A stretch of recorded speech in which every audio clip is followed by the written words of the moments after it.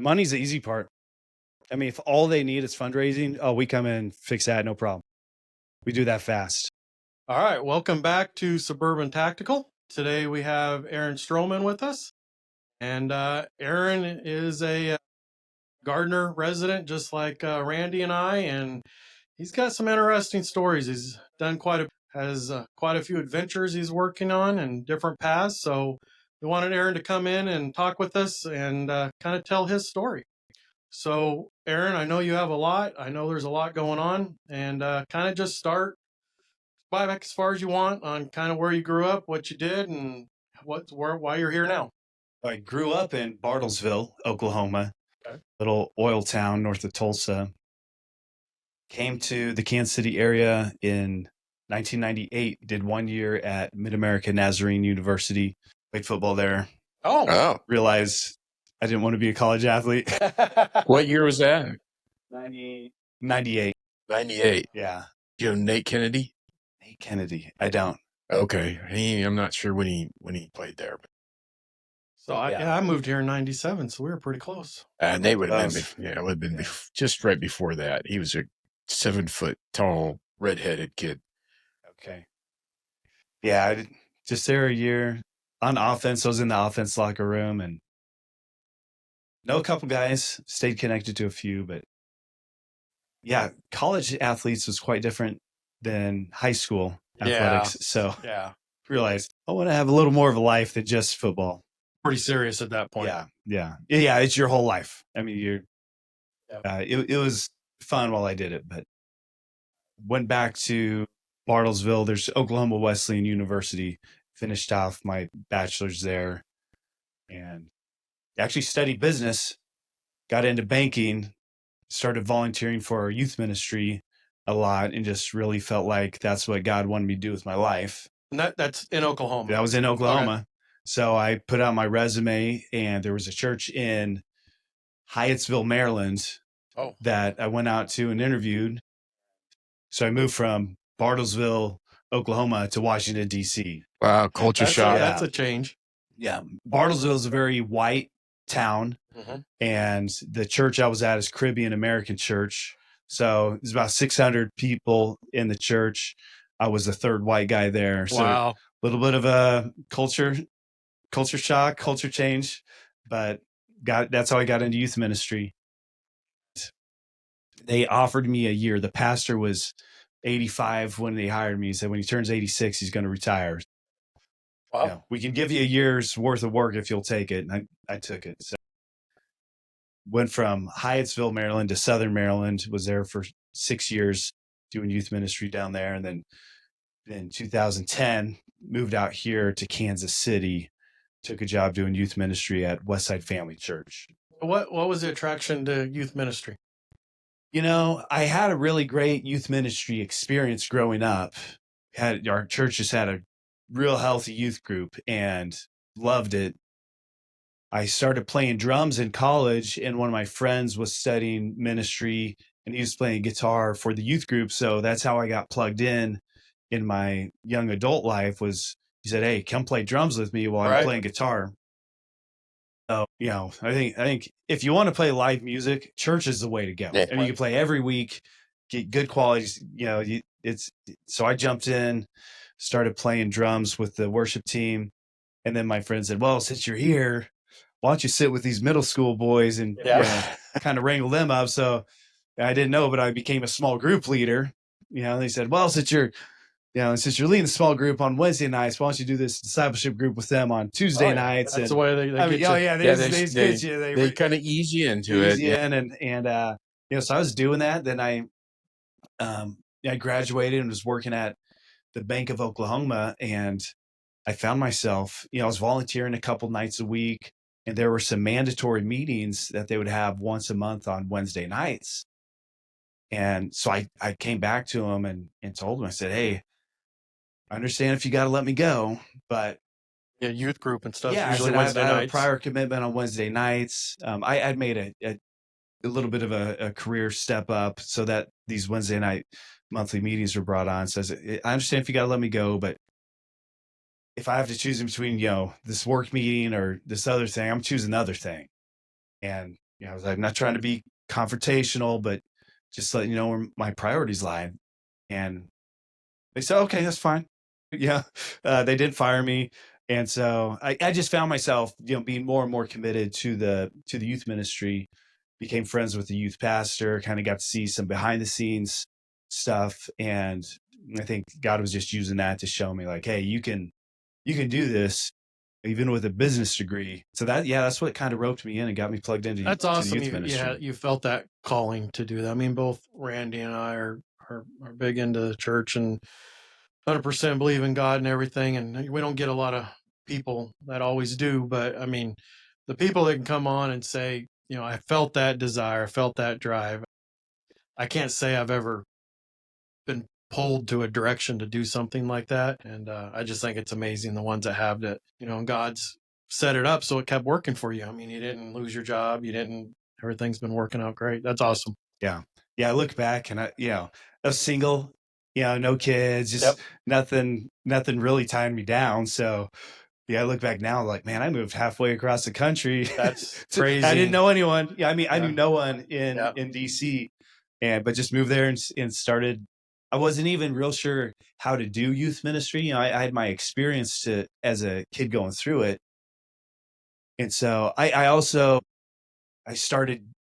went back and got my master's, doing like an online master's program in ministry.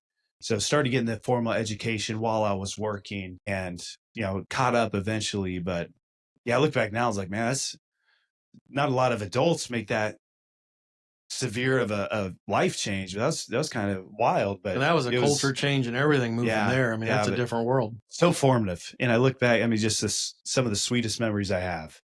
Loved those years. How big was the youth group that you were working with at that time? Okay, so the first one I went to, Hyattsville National Wesleyan Church, they didn't have a youth group at all. They had some kids. All the adults were immigrants, most of them from the Caribbean, a few from Africa, a few from South America, but most of them from the Caribbean. And I say that because when I was there, I called it an African American church. I thought that was like the politically correct term for Black, and it's not. It's politically correct term for Americans from Africa, African American. Oh. And they had these thick Caribbean accents. Right. We're not African American. We're Caribbean American. They had a lot of pride in their Caribbean heritage. So all the adults were from the Caribbean. All the kids were first generation born U.S. citizens. Okay. So there was this huge culture gap even between adults and children. And they wanted a youth ministry. They didn't have one. So I came in and started from scratch, which I think was, a big part of my saving grace because I didn't know what I was doing. And in many ways, I was unorthodox, but that was no problem being there wasn't any sacred cows to kill. It was like I was making the sacred cows, if you will. Did you study music at all while you were at MNU? Oh, okay. So Dr. Terry Baldridge from MNU did a lot with Caribbean worship music and stuff. He taught himself how to build steel drums and things like that. It was just interesting. I wondered if maybe you got some inspiration from that. But no, in fact, so I showed up and I'm a drummer, and I sat in once for the worship on Sunday, and Caribbean drumming is different than what I was kind of like a rock drummer. I play 4/4 and they're playing 2/4, and I got a whole new education with how to play gospel music, Caribbean worship music. I mean, even some of the old hymns, they just play them different. And so musically, it was a very diverse experience as well, very educational.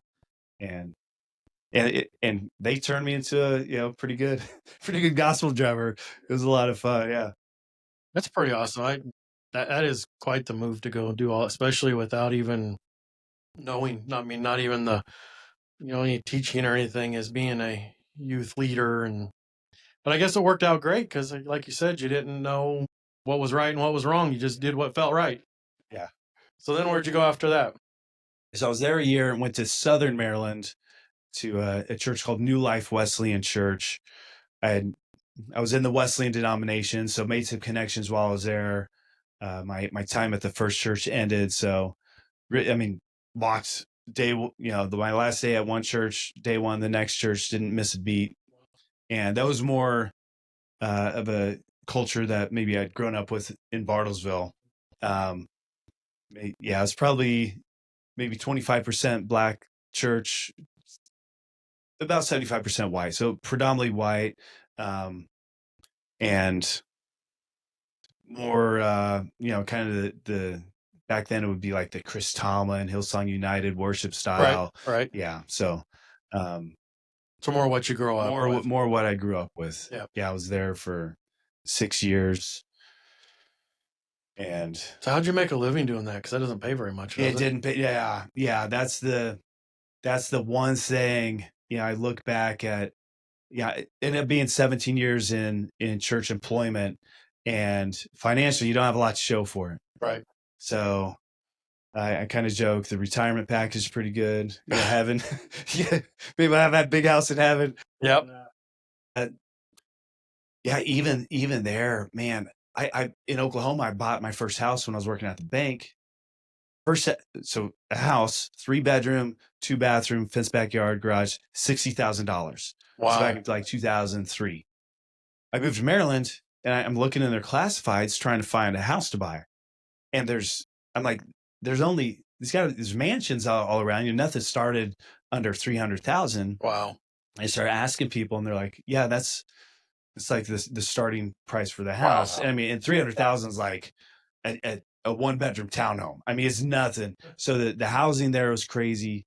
I ended up buying a house eventually at the second church I was at, but I had 2 roommates paying, they're paying $700 each. My house back in Oklahoma, the mortgage was $450 a month. Yeah. It was such a mind shift to just acclimate to the cost of living. But saying all that, you don't go into the pastor job for the money. Yeah. So then, was that church about the same size, or was it larger? Oh, it was bigger. Probably 800-ish when I got there. Probably grew to 1,200, 1,300 by the time I left. Wow. Pretty large church. Went through a new building project. Yeah, it had a lot of great growth. Really good pastor. Big vision leadership. Pastor Mike Hilson. I mean, he's probably still growing. Yeah, really good, really healthy church. So you stayed there for 7 years? Yeah. And then what was next after that? So that's when I moved out to Kansas City. Okay. At this point, was married, had a couple kids, and that the financial piece just wasn't adding up. Right. And so I wanted to stick with youth ministry, and there was a pretty good sized church out here that my sister went to, ended up making a connection for me, and made sense on a couple different levels, financial being one of them. And so, we packed up, moved out here in October 2010. We ended up moving to Gardner, and have been here in Gardner ever since. So why'd you pick Gardner? Cost of property. Right. That was the same for us. Yeah. It's far enough out of the city, still close enough to do things, but it's a lot cheaper. I had 2 kids. I wanted a house with a yard, Yep. and just the price homes around where my church was versus out here, just pretty dramatically different enough to say, okay, I'll make the drive and build a home. So is it church local to Gardner? Or? No, the church was in Lenexa. Yeah, so about a 25-minute drive. Not too bad. Yeah, after living in DC, 25 minutes is nothing. Yeah, that's definitely not a commute compared to DC. Yeah, 30 minutes to go anywhere, an hour to go, outside the town you're in. So, yeah, Kansas City's a nice city to live in. Traffic being one of the reasons. So how old were your kids when you got here? 1 and 2. Also, yeah. Wow. Pretty young. Yeah. Yeah. So you were all new to the dad thing and figuring all that out. Pretty young dad. Yeah. When we moved back to Gardner, my kids were 1.5 and barely born, so it's kind of weird doing all that. Yeah, for point of reference, my kids are now 15 and 16. So, all right. So you came back for the church and stayed. You're not there now, right? I mean, no, not there now. I went through an unfortunate divorce back in 2016 and became single dad, and the youth ministry grind just really conflicted with that, need to father the kids. So man, that was one of the toughest decisions I've ever made. It's like stepping out of paid youth ministry That you and felt like you were supposed to be at. yeah, but clearly fatherhood comes first. So tried another church discipleship pastor and ended up, did that for a couple of years, but same thing, like just the church grind, especially having to work weekends, just wasn't a good fit for single dad life. Gave it a good run, gave it a good try. Wasn't quick to give that up, but eventually, really, what kind of the straw that broke the camel's back was after COVID. My kids did a year of online school at home, and the church let me kind of work from home, because we were already working from home, but kind of stay working at home while my kids went through that year of online school. I was a teaching coach, so I was home with them every day, and I just realized, like, man, we're having a lot of fun, we're building good relationships. I'm like, and that time's limited while they're under the roof, so I think that was part of the process of like, okay, yeah, you need to be present for them. You come back to career stuff later, youth ministry stuff later. So yeah, left, and I'll get on a little tangent here. Left church employment to do a different job. Now I'm self-employed. I used to call it leaving full-time ministry, but I don't think I left full-time ministry. And I think if you're a Christ follower, no matter what your job is, you're in full-time ministry. Right. You just may not be employed by the church. And so, but I had to learn that by going through it. I thought I was leaving full-time ministry, and it's like, nope, you're going to do ministry full-time. You got ministry to your kids. There's been lots of other opportunities that I'm sure we could talk about, but you're just not going to get paid for doing that. Right. You're just doing it for free now. Yeah, earn your money somewhere else. And now you're doing it for free, and it's been great. Yeah. So when you left there, were able to spend more time with the kids. Did you go get 9 to 5 for a while before you did? I tried a couple. Yeah, I tried a couple traditional employment opportunities. At this point, working the 9 to 5 was, it was a little different. The one I tried one particular sales position, and what they advertised and what they delivered were two different things. So that, I kind of got burned by that. I took a couple months off. I had some money saved up, and so took a self-funded sabbatical, which was great, really good. My dad had been doing nonprofit consulting for 20 years, and we had talked on and off over the years about working together.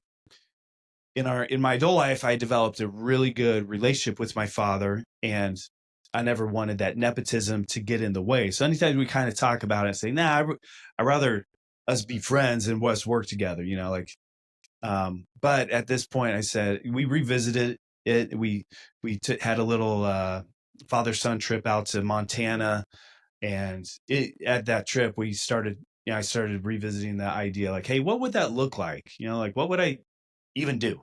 What would I do?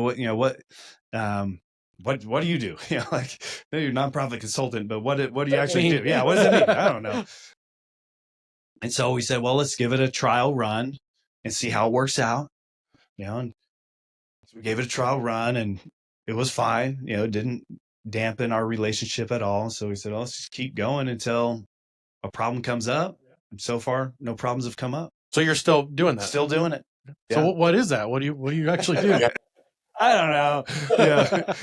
Yeah. Well, I'm self-employed. So if you're self-employed, half of your job is like marketing and advertising. So aside from the consulting, it's like I'm out there trying to network, trying to just make the presence known. So that, that's kind of a big part of the job, which isn't even the job, which that. I know, yeah. You know that. Well. It's like you got to market yourself. But the actual nonprofit facility, so we'll engage with a nonprofit who needs to make some usually significant change.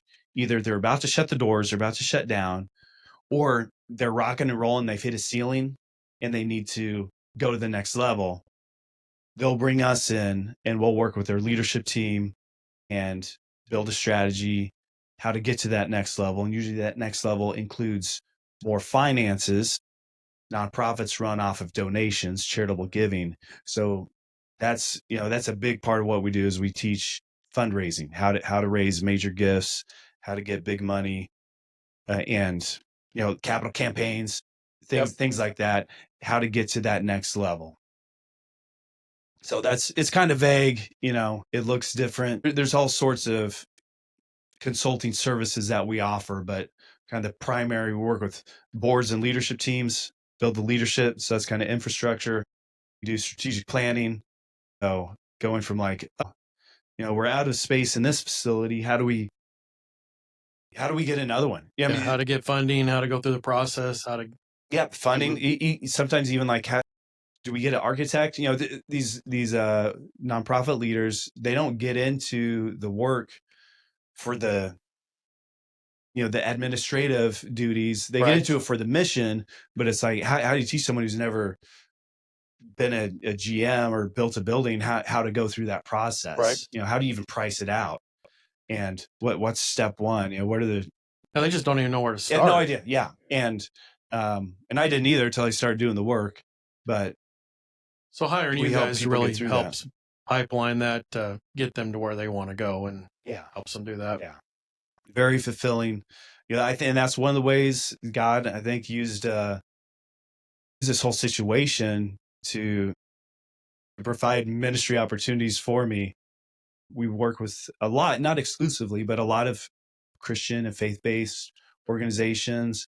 And then we work with the ones that we don't work, still have great missions. They're feeding the hungry. It might not be a Christian organization, but they're good cause. So many good causes out there. So do you and your dad both work on the same projects, or you have your own? Or we do a little bit of both. Sometimes we'll team up on some. Sometimes I'll take one project start to finish. He's got some projects he's doing start to finish. There's sometimes that we'll pair up during busy seasons. There's a thing called feasibility studies that we do. We interview the community, basically get the pulse on, hey, what would a project like this, how would the community respond to it? Right. And that's a busy time. So we'll both kind of drop what we're doing and tackle that together. So we get to work. We work together a lot. That's nice. It's got to be great working with your dad. It's been so good. I was scared it might ruin the relationship. He's in Oklahoma, I'm in Kansas City, so I think that distance helps out. And we have fun. We just have a lot of fun working together. So it doesn't strain it at all. Sometimes we goof around a little too much and like, we got to get back to work. But it's been good. Find the same thing, or I could do more stuff with my dad. It's just, they're not going to be here forever. And I'm very happy for you get to do that. That's got to be nice. How many different projects do you guys usually have going on at a time? Oh, man. It's in between 5 and 15. So you're staying really busy then. What's the biggest thing that you see that nonprofits run into, the biggest obstacles that they run into that maybe they can't control that you teach them how to overcome? Probably the biggest obstacle is a scarcity mindset. We teach abundance mindset over scarcity mindset. So a lot of nonprofits, they believe in their mission, but they'll tell themselves no, or they'll say it's impossible. No one would fund a $5 million project for a little organization like us. It's crazy. They just, in their mind, they have this scarcity mindset. There can't be enough to go around. And since there isn't, ours, kind of that victim mentality, poor us, poor us, poor us. Uh-huh. That's probably the biggest hindrance. A hurdle right off the bat when you get there on saying, we can really do something. So it's not money, it's not the government, it's not red tape, it's more self-inflicted mindset. Can there be a transition to an abundance mindset if there's a scarcity mindset? And if they can't transition, a lot of times we won't take them. That's interesting. I would have never guessed that. I would have thought it would have been some outside force, some outside pressure on them. I mean, that really ultimately is, but it's it's internal. yeah, That, and probably number two would be um, leadership dynamics on the board or in between the board and staff. yeah. If there's conflict there, if there's not good alignment there, a bad board can cripple a nonprofit organization. And it's, for whatever reason, it's easier to overhaul a staff than overhaul a board. Which my experience with churches in the past, that's because they've been entrenched there forever. It's a family thing, or it's a money thing, or you can't get them to budge for anything, and there's nobody to work them out. So if that board doesn't want to change, it's tough. and that's probably the single most thing that brings a lot of organizations down like that is the board and the staff don't have the same mindset, and they can't meet anywhere. Yeah. And if there's conflict in between that, especially CEO and board chair relationship, if that's not a healthy relationship, it's that's a tough organization to work with. Yeah. I would have never thought that was that they're doing it to themselves. And I guess it's a mindset. You think, money's the easy part. I mean, if all they need is fundraising, we come in and fix that, no problem. We do that fast. I bet they love to hear that when you come in, but they probably don't realize. They probably think that's their problem. Yeah, they do. They think, we don't have enough money. And when you tell them, hey, money's is the least of your problems. You've got to fix relationships, and you've got to fix. They probably get like, what's this guy talking about? Or, ooh, I don't know if that's possible. Yeah, I think they see it. Yeah, that sounds hard. So, how long you been with your dad doing that? 4 years. Okay, so you're established and everything's going good, so you don't have to worry about the arguments and stuff anymore. How that's all going to play out? Yeah. We haven't had any. It's going good. How often you see each other? Probably monthly. Yeah, we're traveling to clients or back and forth. I'll probably see him monthly now. Is there quite a bit of travel in doing this? Yeah, way more travel than what I was doing as a youth pastor, discipleship pastor, for sure. We can do a lot of consulting virtually, but at some point you got to be on site. You got to see the operation, meet with the board. So, and we go to them. Yeah. All in the U.S. so far. None in the Caribbean. Not yet. There's one guy. There's a really good private college that we were talking to, and it was that mindset. But you would go out of the U.S. Yeah. So then tell us, how'd you get started in firearms? What made that? So firearms. Well, growing up in Oklahoma. I was going to say, he's from Oklahoma. There's a good start, right? Great start. Even my dad. So my dad grew up in Kansas. His dad served in World War II, came back. Country life. I say country life. I mean, my dad tells me stories of grandpa seeing a pheasant on the side of the road on the way home from work, pulling over, shooting the thing, and that was dinner. That was dinner, yeah. That was dinner. So growing up, firearms were very functional. That's how we viewed them. No, we didn't have any handguns in the house. So as soon as I turned 21, went out and got a handgun and started. What was it? I got to know what the first handgun was. The first handgun I bought was a little subcompact Smith & Wesson. It was a pistol, 45. Okay. I didn't know anything about guns. Yep.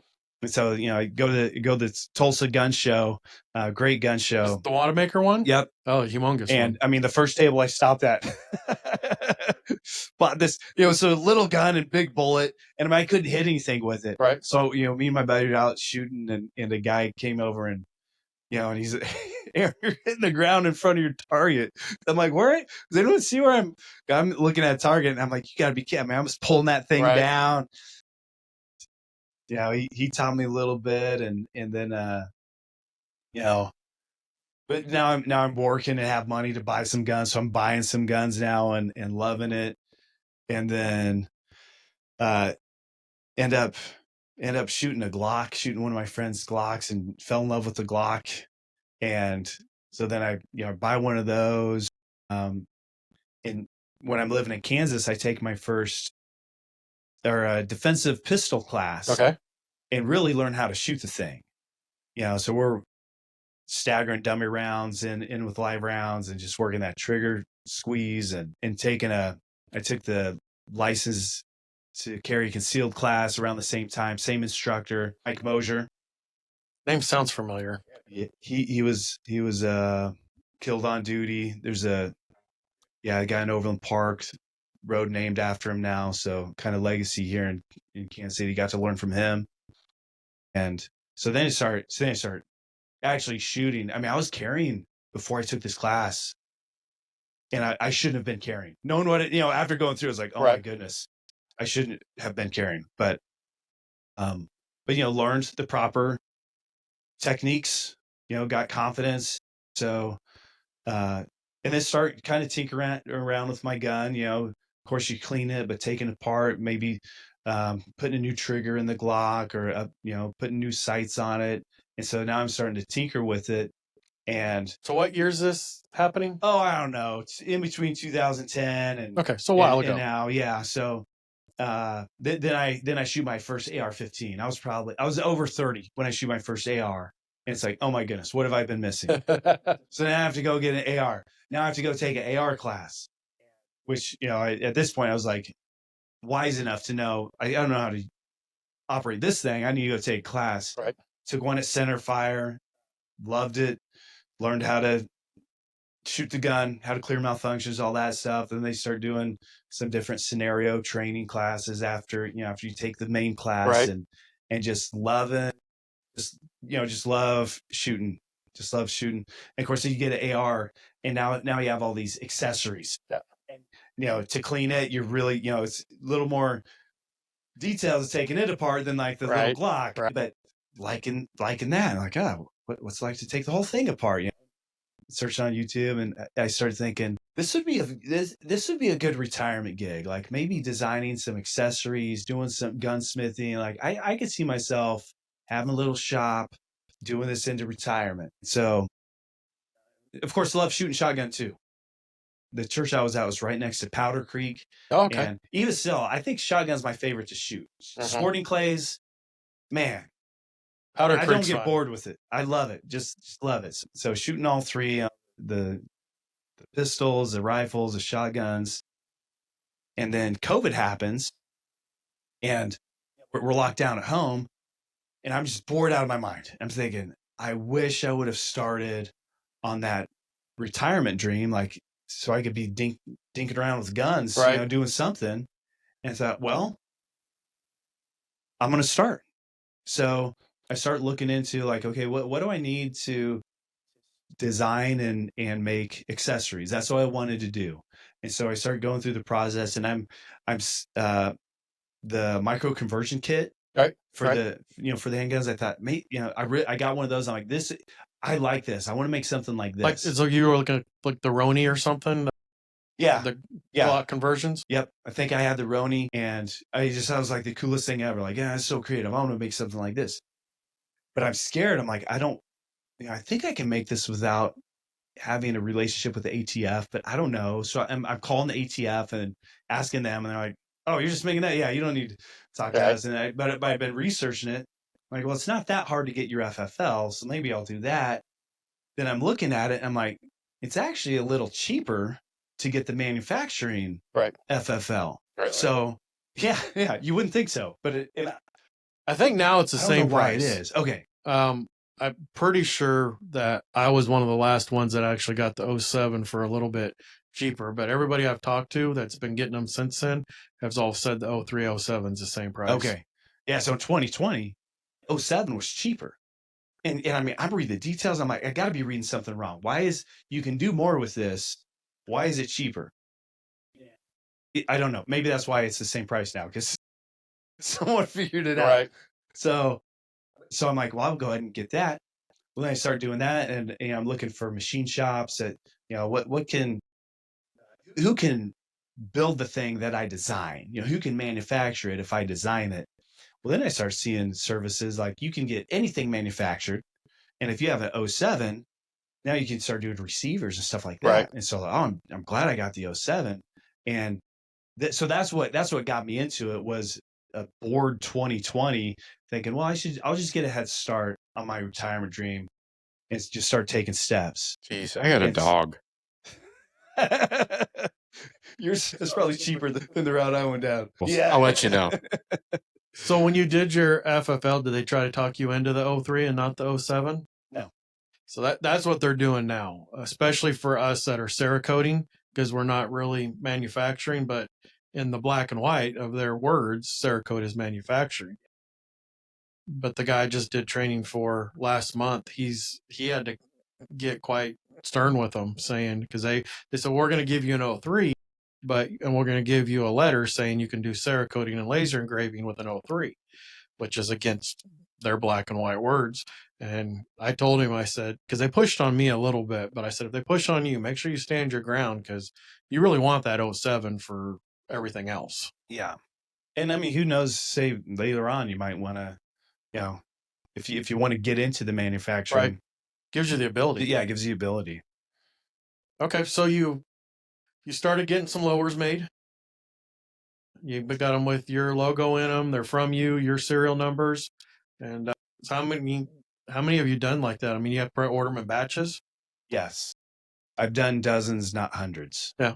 Well, you build really high-end, nice stuff. So, I mean, you couldn't build them that fast anyways. Yeah. When I was going through the whole business startup thing, I had a decision to make, who am I going to compete with? Right. And when I started looking, one, just the cost of getting the stuff done, you got to make tens of thousands to compete with the low end manufacturers. And I had also had an experience with it was my first AR, was not a high end one. And I actually, when I was at Centerfire taking the class, two things kind of broke down on it. And I got really frustrated. I ended up needed a loaner to finish the class. And I thought, man, I don't want a rifle that's just cheap that could fall apart like that. Right. Especially when it's designed to be a weapon of war. I need this thing to go bang when I squeeze a trigger, and I need to cycle, and I don't want accessories falling apart. And so I just decided, okay, I'm going to compete with high end, and I'm going to build stuff that's so good, there's no need for upgrades. Because if you buy a cheap AR, you're going to upgrade it. You're going to change everything out on it. You're going to change stuff out, and it's just cheaper to do it, to buy it right the first time than to buy something cheap and keep upgrading over and over and over. And so I thought, yeah, okay, I made that decision intentionally from the beginning. So I don't do a lot of quantity, but man, I get to build some cool guns. Yeah. You get a clientele also that you're not limited on price, and you get to do that funner stuff. Mm-hmm. Yeah. I learned that lesson. I built a awesome gun for a buddy in Oklahoma. He had his company colors and logo Cerakoted on the rifle. I mean, just got it pimped out, and I felt bad. I mean, he's telling me everything he wants, and the price, it keeps going up and up and up. And it's a friend, I'm feeling bad. So I end up building it for him. We get it transferred to him, and then I'm showing him how to shoot it, because he didn't know how to shoot run the AR. And I tell him about the binary trigger. The gun didn't have it, but I tell him about that. That's like an extra $400, $500. And he goes, he got mad at me. Why'd you put that in my rifle? I was like, Lance, I'm trying to keep you, under this price. It's like, God, that sounds like fun. I want that. Just take it back. Take it back with that trigger. I take it back and put the trigger. But it taught me that lesson. Like, okay, in fact, that's kind of that scarcity mindset. I was saying no for him. Right. And I was having a scarcity mindset. I'm like, why am I telling him no? It's his money. I can make him the offer. And I mean, he's my friend. I clearly wasn't trying to nickel and dime him, but I did him a disservice by not giving him all the options. And I like the clientele that they're like, yes, I want the best. I don't care if it's another $500. Yeah, I know. In fact, the guy, last rifle I had you do, he came back with, I want magazines that match it. I'm like, man, that's going to be kind of expensive. He doesn't care. He wants it to match. So like, I like that. I like those clients. Those are my people. I find myself doing exactly the same thing. I'll sit there and I'll be making decisions for them to save money, and then it comes back and you should have never done it. Yeah, and especially if, they want to know the options. They want to know the options, and if they're, I got to the point now where, if they start talking, well, maybe not so much. And I'm like, look, I can order you an AR for $400 maybe. There's some cheap ones out there, what you pay for. But if that's what you want, I mean, it's kind of, and I'll even tell guys, it kind of sounds like that's what you want. Is that what like? That's not what I make. It won't be a Stroman Industries, won't be Sentinel Arms, but I can get you one for, or do you want to spend a couple thousand on your gun? Like, tell me, because I'll do what you want to do, but if we're not clear on this, you're going to feel like I'm pressuring you into something. I don't do that. Yeah, and you don't want to spend the time pricing that whole thing out with all those options for them to come back and say, "Oh, I thought this was going to be $500." Yeah. Yeah.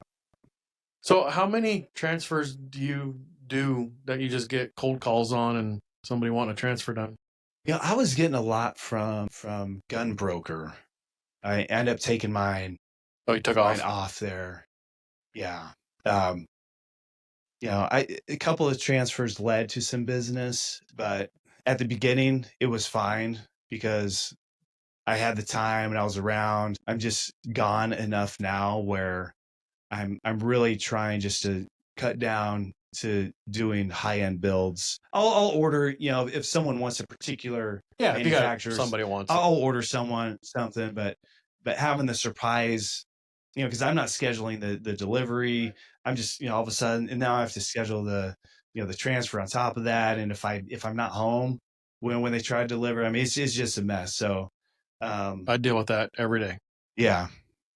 Yeah. And I think, okay, if I ever did it full time, then that's a different story. Of course I want some of that, $30-$40 revenue from the transfers, but so I don't do many transfers anymore.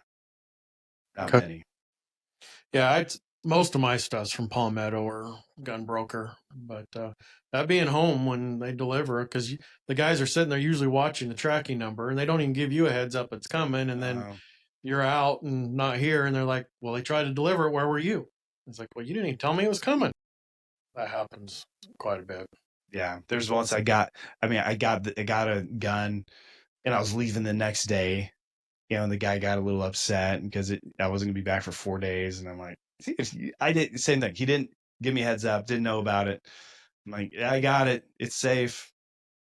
It's checked in, like in my books. You can't, like maybe we get it, next Friday, but sorry. So when you doing the SOT, you've sent me enough business to pay for your own SOT. Have they been going through with it? Hey, you haven't paid enough. I think I've done 3 for you. But that's close. I don't know.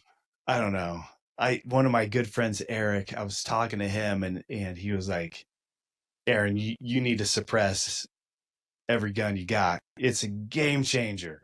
I mean, he's talking about, he has some kids older than mine, but some younger. And he's like, some of the younger ones who didn't like the big bang, he's like, they'll go out and shoot the guns with me. He's like, it's awesome. And when you're hunting, I just need to pull I'm like, if I'm going to buy something, I might as well get the SOT and get it myself.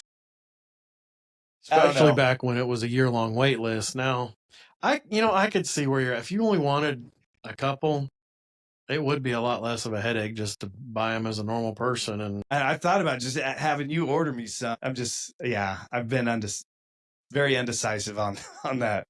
I mean, if I was in your shoes, what pushed me over was 1, to do the suppressors, but 2, since you have the 07, is the other fun things you can make with that combination. If you're not into that, then you only want a couple suppressors, and it's probably worthwhile just buying them like a normal person and being done with it. No, I would want to do some full auto and some. I haven't looked into the 3-round burst configurations, but getting to do short barrel. I mean, there are some of those that I think, okay, if I had it, I'll make a variety. But then that, you kind of talked to me about, Can't do anything with them. yeah, what do you do with it? They're just for fun.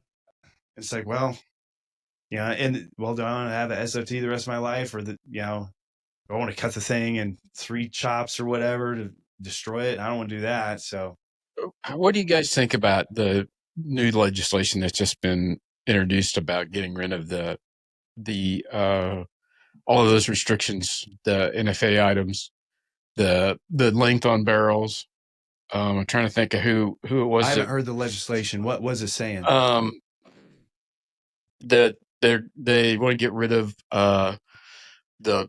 you can basically cut barrel down as short as you want, shotguns, rifles. From my understanding, it's getting rid of the whole NFA Act. Yeah. So anything short barrels, SBRs. What do you think the chances of that in any form comes about?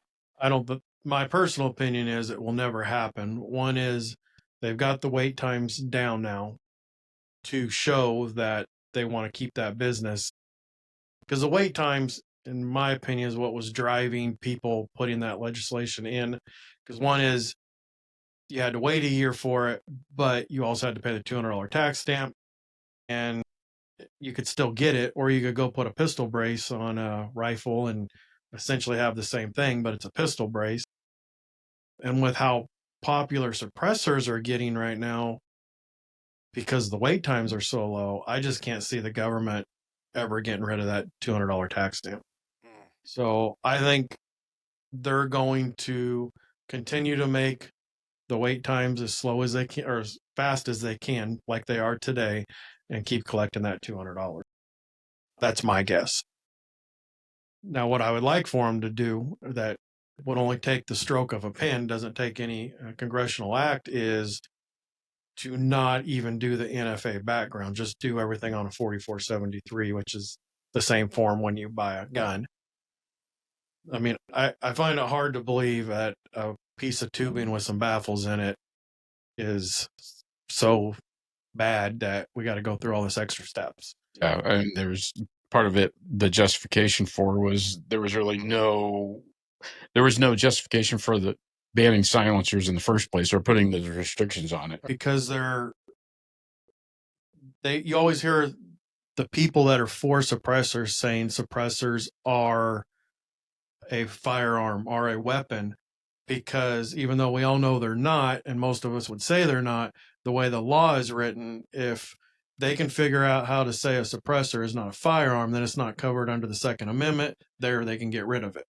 So that's why anybody for suppressors is jumping on the bandwagon saying a suppressor is a firearm, because the wording today says they are. If they can make it where a suppressor is an accessory, then it's not covered under the Second Amendment. Therefore, they can fight it much harder to get rid of them, to ban them completely. Okay. Senator Marshall has reintroduced it.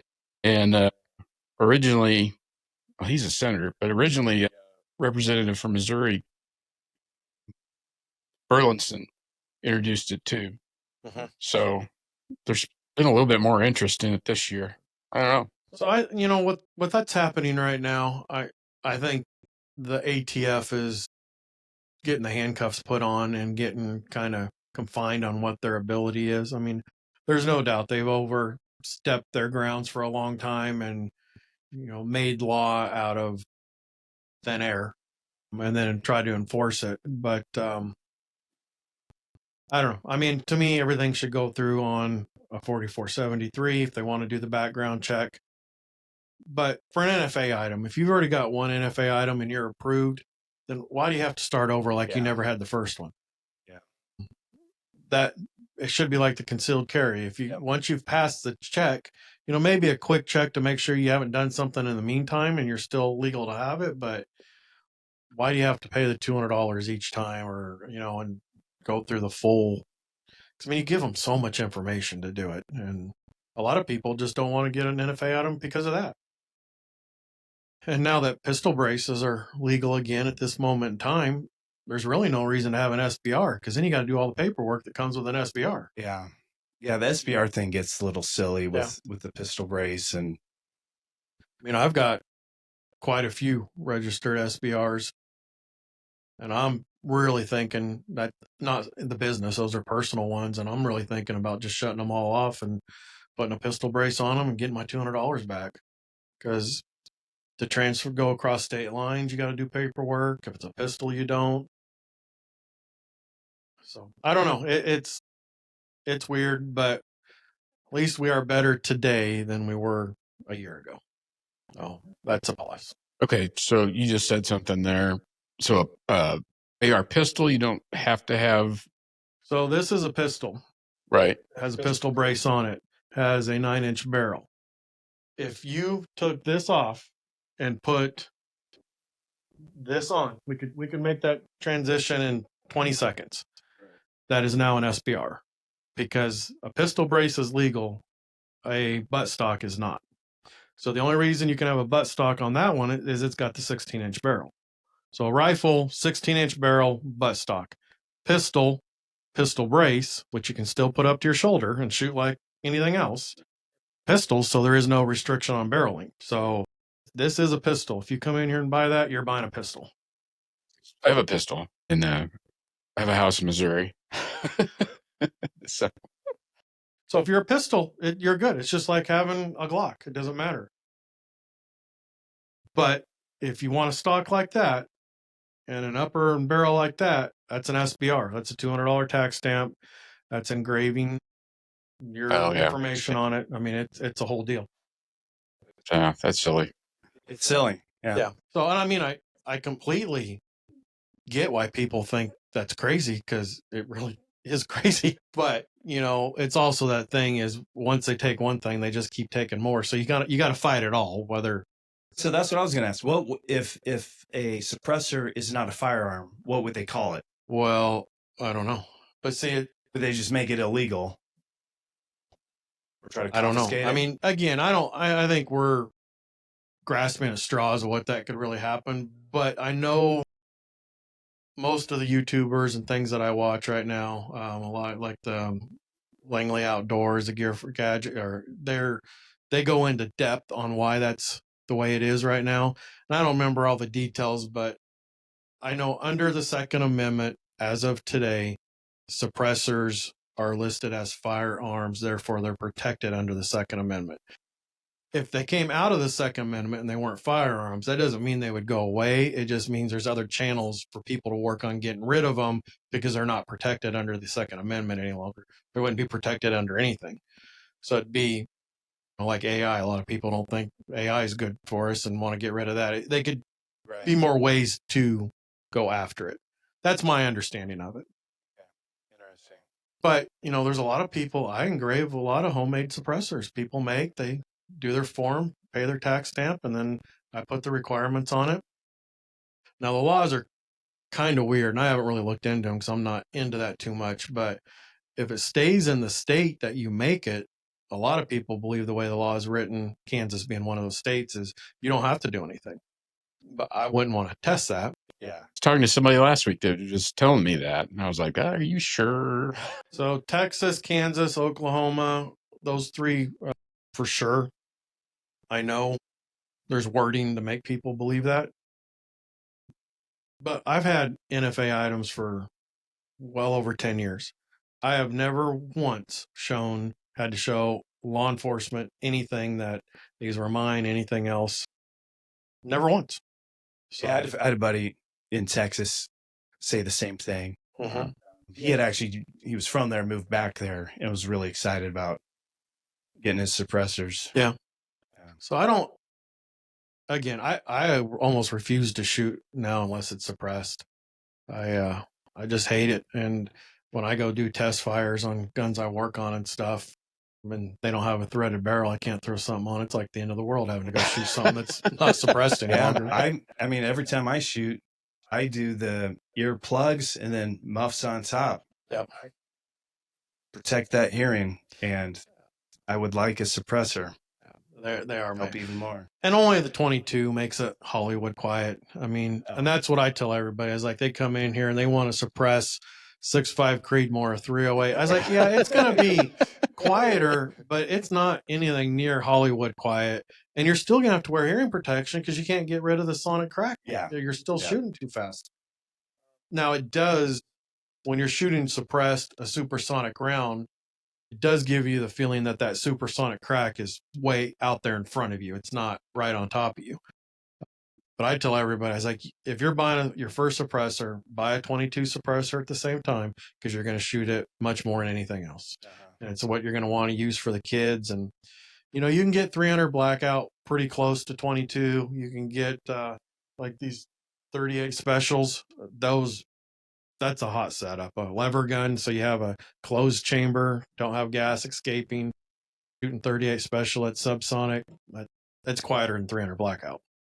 Well, Aaron, we are rolling up about an hour, which usually about when we cut this, but I did want to give you a hat for coming on the podcast. Oh, thank you. But yeah, so we laser engrave those here. And You're official now. Well, You're in the family. So nobody, if you ever see another one, they were on the podcast. I didn't wear mine tonight, did I? Yeah. No. But that's a new material. I do a lot of outdoor signage with that, but it's been playing around with it on hats. Does the laser make the color? Nope. So that is a 3-layer material. So the top layer is white, and then I engrave a little bit through it, and it turns blue, and you can tell the red's the deepest. Yep. So then if I engrave further, it turns red. So it's called row mark, and there's bazillions of options for 2 layers. You get to pick the top color and the bottom layer. There's not a lot of options for the 3-layer, but I like that red, white, and blue. I think that's pretty cool. So, yeah. But hopefully this turns out good since my camera went goofy on us. But I sure appreciate it. And if you ever want to come back on, say hi and just hang out, more than welcome to. All right. I would like to dig into some of your builds. You've done some really cool stuff at some point, or maybe next time you do one for inventory that's not sold, maybe we do another podcast and we show it off. We could do that. Because you've got some, doing a little bit of research on you today. You've had some rifles go for some pretty astounding numbers at auctions for charities and stuff. And that would be kind of neat to dig into a little bit. All right. Well, thank you for coming. Anything else you got, Randy? Thanks for coming. Very informative. Really enjoyed it.